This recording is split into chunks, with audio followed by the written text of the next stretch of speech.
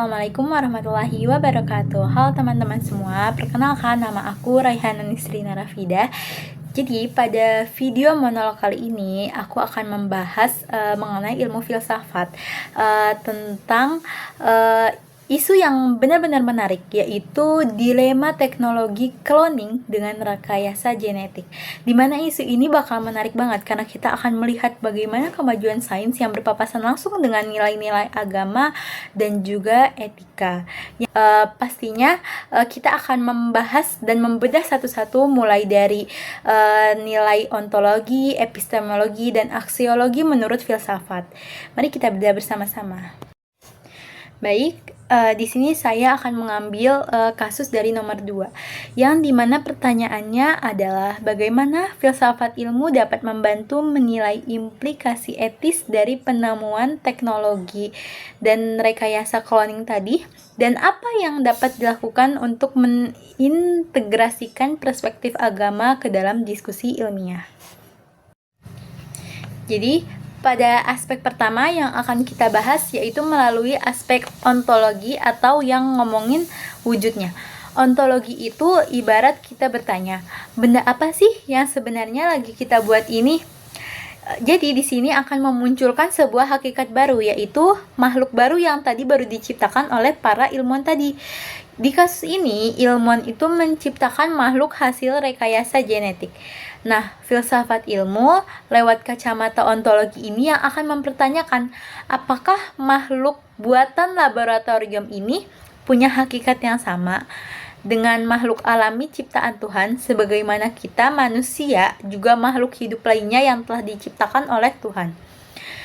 Jadi, ontologi ini ngebantu kita buat sadar kalau penemuan ini bukan cuma soal teknologi, tapi soal mendefinisikan ulang apa sih itu kehidupan. Di sini para ilmuwan itu melihat makhluk ciptaannya tadi atau makhluk buatannya tadi sebagai terobosan bioteknologi untuk kesehatan dan kelestarian spesies. Namun di sisi lain muncul juga nih kekhawatiran bahwa teknologi ini bisa mengubah makna hidup dan mati. Baik, aspek nomor 2 yaitu melalui aspek epistemologi, di mana epistemologi ini kayak nanya, gimana sih cara kita tahu kalau ini tuh benar boleh dilakukan atau enggak.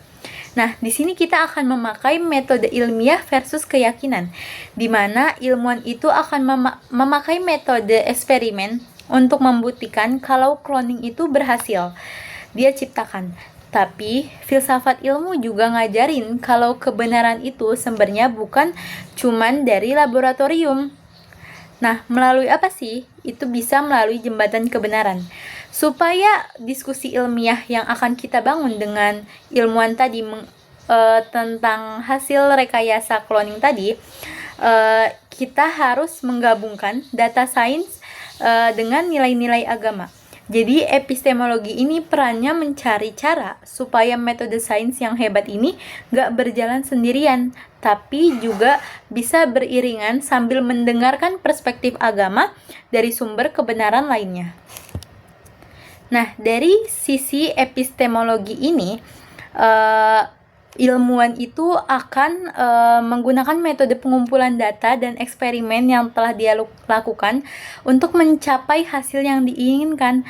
Tapi sekali lagi, untuk mengintegrasikan perspektif agama, kita butuh pendekatan yang lebih luas, yaitu karena kebenaran itu tidak hanya soal bisa atau tidaknya teknologi itu dibuat, tapi juga soal bagaimana ilmu tersebut seharusnya bisa digunakan secara bijaksana di tengah masyarakat kita yang religius.